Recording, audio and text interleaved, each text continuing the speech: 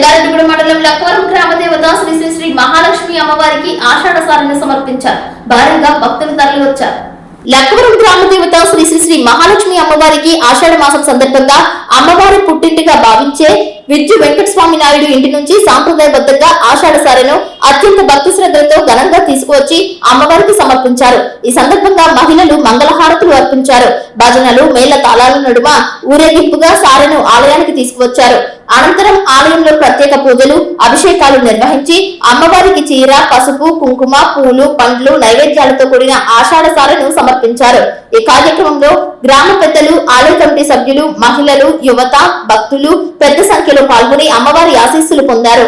గ్రామంలో సుఖశాంతులు సుభిక్షం ప్రజలందరికీ ఆయురారోగ్యాలు కలగాలని ప్రత్యేక పూజలు నిర్వహించారు. భక్తి పూర్వక వాతావరణంలో జరిగిన ఈ ఆషాఢ సార సమర్పణ కార్యక్రమం గ్రామ సాంప్రదాయాలను ఆధ్యాత్మిక విశ్వాసాలను ప్రతిబింబిస్తూ అత్యంత వైభవంగా నిర్వహింపబడటంపై గ్రామస్తులు ఆనందం వ్యక్తం చేశారు.